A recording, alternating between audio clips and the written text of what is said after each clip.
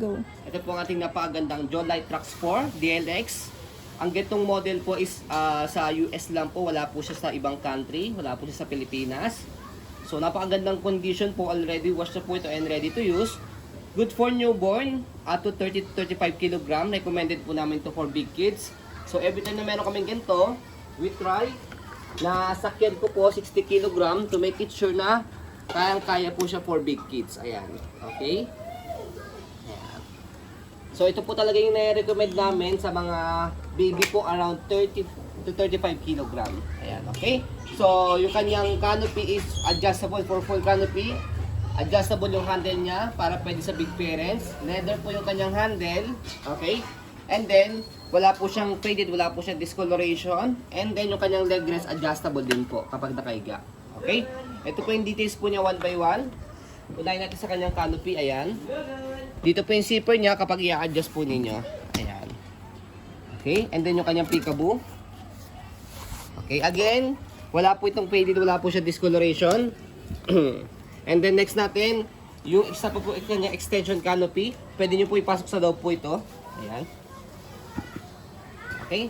So next natin, yung kanyang higaan. Ang kinaganda po ito sa kanyang higa at ayan, halos flatten po siya sa pagkakahiga po niya compare sa ibang mga normal stroller po. Sa kanyang pagkakaupo compare sa mga normal stroller.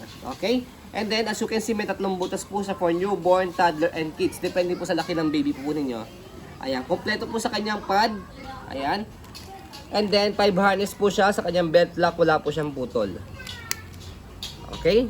And then, next natin, yung kanyang front handle, ayan, may pad din po siya. Para tanggalin po itong pad na to pag ilalagay si baby, meron siyang button dito, left and right. And then, atakin nyo lang po siya. Okay? And then, yung kanyang leg rest. Ito yung kanyang leg rest. Adjustable po siya. Leather na rin po ito. Press nyo po dito sa ilalim kapag nakaupo si baby. Kapag nakahiga, angat nyo lang po siya and then adjust natin sa likod. Ayan. Ang kinaganda pa kay Jolite Trax 4 is malapad siya and then mahaba. Ayan. Kaya nire-recommend namin to for big kids. Okay?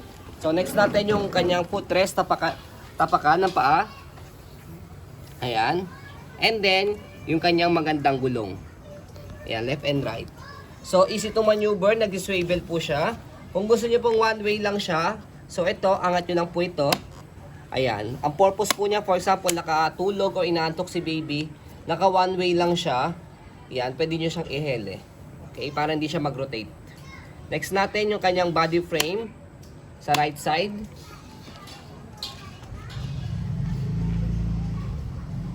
Yan, black na black po siya.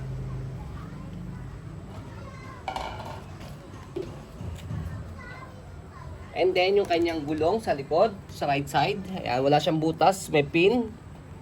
Ayan. And then, sa likod, ayan, basket niya malaki. And then stopper, naka-cable na siya, para isang tapak na lang dito, naka-stop na siya. Okay, and then yung gulong sa kabilang side, okay na okay din siya. And then sa likod, pe-press nyo po ito. Ayan, kapag i-adjust mo ninyo, may tatlong level siya for reclining position. Ayan, 1, 2, 3.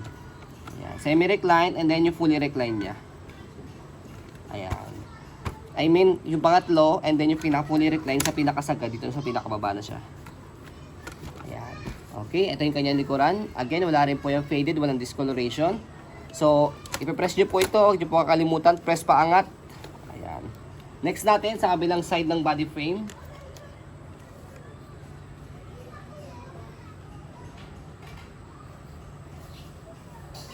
And then, sa kanyang handle, ayan, napakagandang handle niya, leather na. Okay, adjustable pa po yan. So, pe-press nyo po ito. Yan. I mean, i-slide nyo po siya pataas. Yan. Okay, para ma-adjust. Ayan. So, scroll muna natin bago natin siya i-fold para makita po ninyo na wala po siyang issue kapag ginamit. Okay? So, every time na nagkakaroon kami ng gantong stocks, actually, napakabihira kami na magkaroon gantong stock na Jolite Trax 4. Nabebenta po agad sa amin kasi napakaganda niya po talaga. Especially kapag yung mga parents naghahanap for big kids. Kasi napakahirap po talaga maghanap ng pang stroller na for 30 to 35 kg.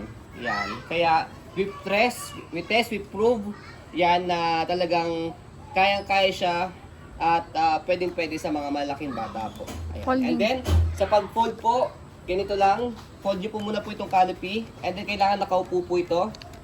Yung leg rest niya kailangan nakababa. Ayan. Para compact yung folding po niya.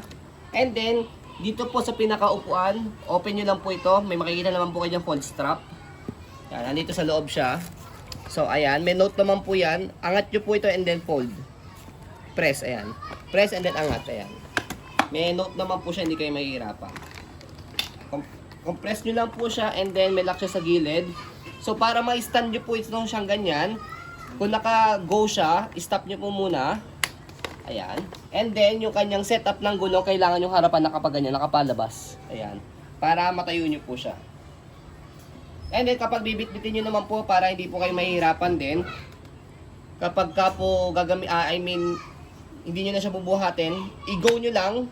Yan, naka-go na siya. Tapos, hawakan nyo sa handle. And then, tulak nyo lang siya. Para siyang luggage type.